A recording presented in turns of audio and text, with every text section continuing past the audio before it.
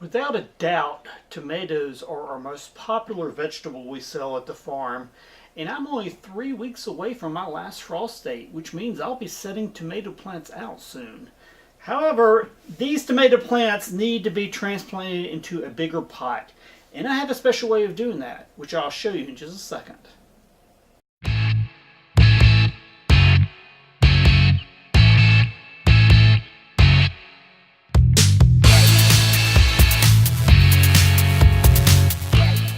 So if you saw my video on dealing with skips in the vegetable garden, you probably noticed that I actually use paper pots for my transplants, for a lot of them at least, and certainly for tomatoes.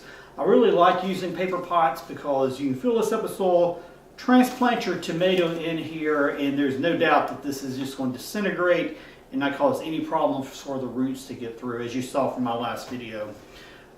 So we have to do quite a bit of these because I plant around 300 to 400 tomatoes a year.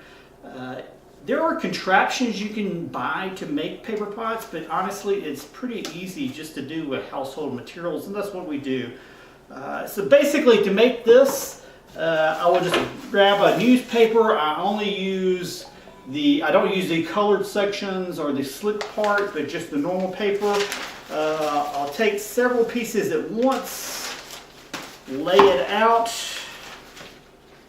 So this is 3 sections here. Lay it out, and then I will cut down the middle of the paper, which is easy to do because there's a nice seam there. So I'm cutting 3 at once.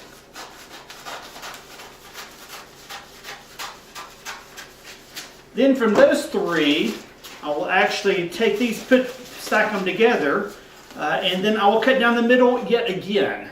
That's easy kind of do because typically newspapers are divided into sections, so I can tell that this is the middle section and there's a nice little seam for me to follow, so I can do pretty good there as far as making sure it's in the middle. I mean, this doesn't have to be super precise. After all, you're not even going to see this paper pot in about a month or 2 after you've planted. Alright, so now I have several pieces of paper ready to do my pots.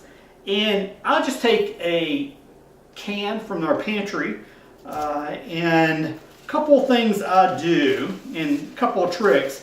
One is, if I have, this is a cut side and here's a straight side, this has nothing to do with how effective they are, but just for my anal retentiveness, I like to have the straight side facing up.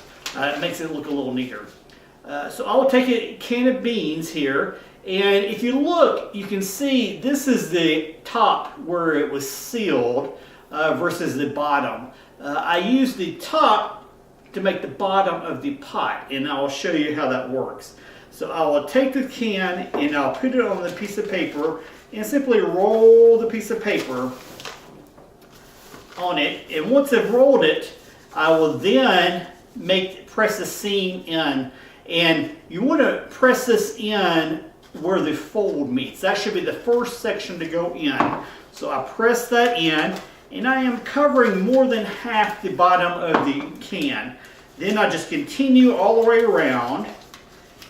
And remember, this is the top of the beans, in my case, can. So it has that seam. So I use that nice seam and just kind of work my finger around there and press it in good. And then you have a nice little paper pot to use.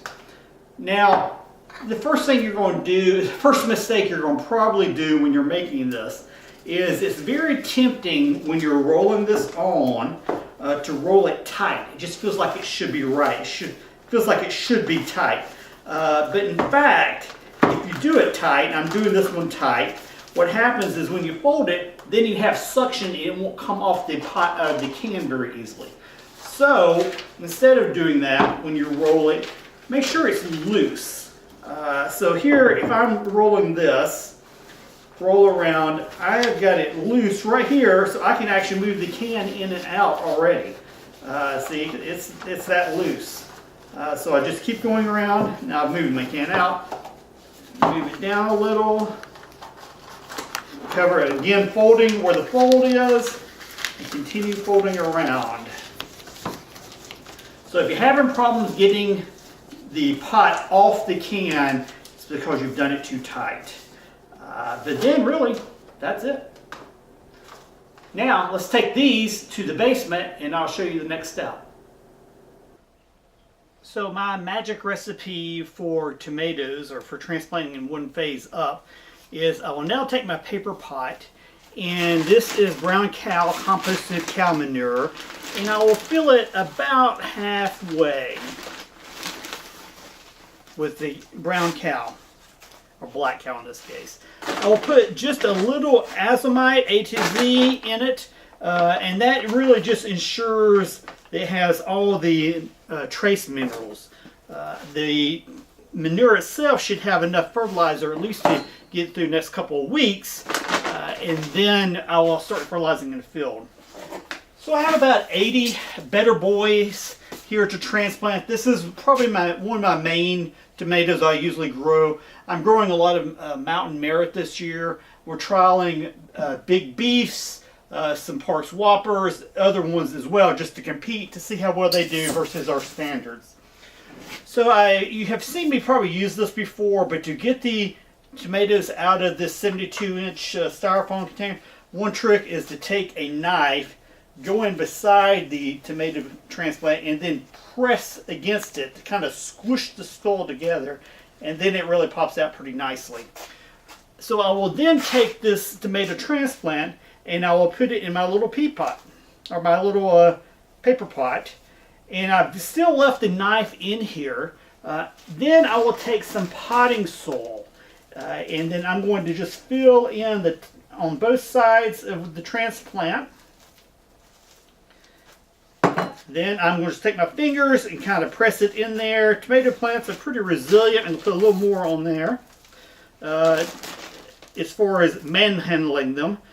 And also, you want to plant these a little deeper. Tomatoes, as well as peppers, all in the same family, can actually make roots along the stems of their tomatoes, or their main stems. They can do roots. So it's always a good idea, each time you plant them, to plant them a little deeper.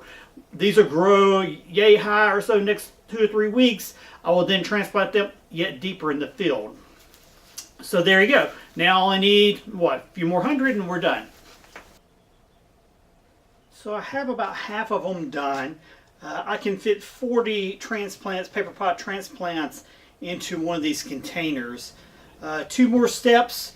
First, I will actually then go and give each individual pot a little drink of water to help with the transplant shock. Then after I do that, most importantly, since I have 7 or 8 different varieties, I label it, and I will keep this label with this pot, or with this bin, the whole way until I transplant it. I will actually, after this, I will leave them on the heating mat for one night just to help them recuperate, and then out to the greenhouse they go.